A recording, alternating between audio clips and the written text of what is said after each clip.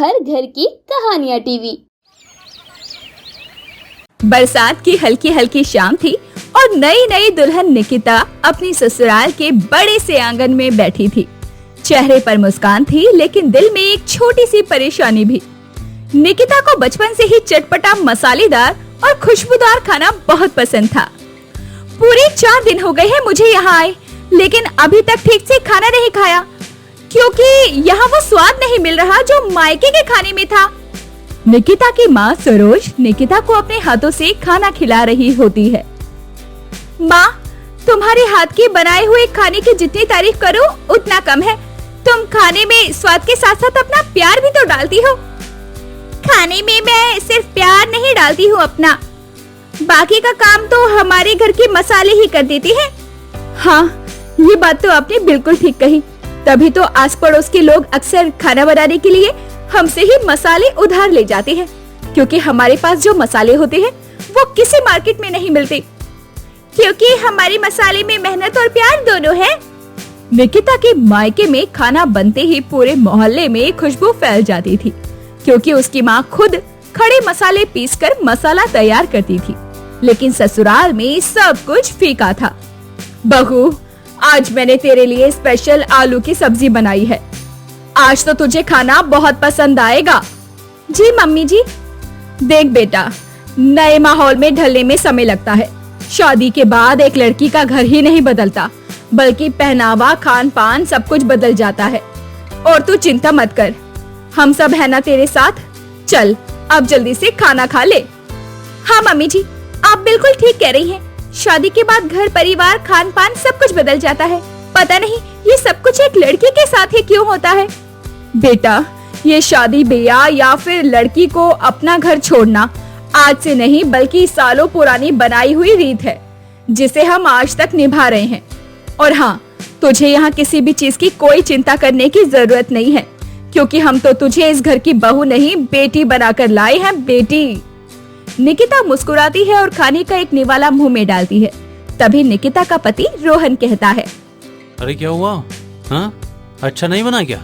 आज का भी खाना फेल हो गया। अच्छा है, बस थोड़ा स्पाइसी होता तो मजा आ जाता। बाकी कोई बात नहीं, मैं खा लूंगी। अरे भाभी, इसमें तो मम्मी ने 2 चम्मच लाल मिर्च डाली है। हमारे यहाँ आज तक इतनी मिर्च का खाना नहीं बना। वो तो बस आपके लिए मम्मी ने इतना तीखा बना दिया ताकि आपको पसंद आ जाए खाना। मिर्च तो है, लेकिन वो स्वाद नहीं। माफ करना मम्मी जी, आप मेरे लिए इतना कर रही हैं, फिर भी मुझे वो स्वाद नहीं मिल रहा। कोई बात नहीं बेटा, उदास मत हो सकता है कि इस मसाले में ही कोई कमी हो। कल मैं नए मसाले खरीद कर लाऊंगी, ताकि अपनी बहू को अच्छा खाना बनाकर खिला पाऊं। वैसे भाभी बुरा मत मानना, आपको यहाँ आए हुए 4 दिन हो गए हैं और इन 4 दिनों में आपने एक बार भी खाने की तारीफ नहीं की है। मेरी माँ रसोई में घंटों खड़े होकर आपके लिए अच्छा अच्छा खाना बनाने की कोशिश करती है, लेकिन आप तो सेकंड नहीं लगाते उस खाने की बुराई करने में। पायल, अपना मुंह बंद रख। ये मत भूल कि निकिता तुम्हारी बड़ी भाभी है, और हाँ, निकिता हमारे परिवार का हिस्सा भी है।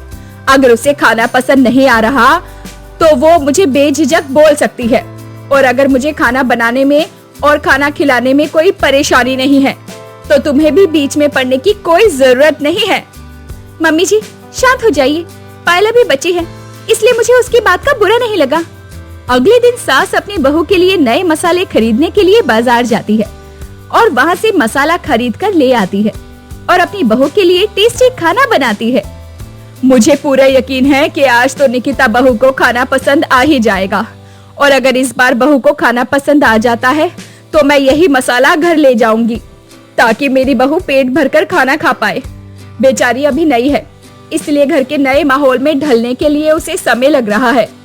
कोई बात नहीं, जैसे मेरी पायल बेटी है वैसे ही निकिता भी मेरी ही बेटी है। अब ऐसा सोचकर सास गर्मा गर्म खाना टेबल पर परोसती है और सभी को खाने के लिए बुलाती है। निकिता भी हाथ धोकर खाना खाने के लिए आती है, लेकिन नतीजा वही। खाना लाल तो दिखता है पर स्वाद गायब। अरे आज सब्जी में मिर्च कुछ ज्यादा नहीं हो गई? हाँ, अरे इतना तीखा बनाने की क्या जरूरत थी? अरे नहीं जी, बहू को तीखा पसंद है। पापा जी, खाने में स्वाद तीखेपन से नहीं आता, बल्कि मसालों की अच्छी खुशबू से आता है। अरे तो फिर कौन सा मसाला चाहिए तुम्हें? कल ही माँ बाजार से मसाले खरीद कर लाई है। अब अगर तुमको इन मसालों से बने खाने में भी स्वाद नहीं आ रहा है तो ऐसा कौन सा स्पेशल मसाला लेकर आए? हाँ, क्या लेकर आए हम तुम्हारे लिए? काश मम्मी के हाथ वाला मसाला मिल जाए। उस रात निकिता छत पर बैठी बैठी अपनी मायके को याद कर रही थी। आंखों में हल्की नमी थी। उसने फोन उठाया और अपनी माँ को कॉल कर दिया।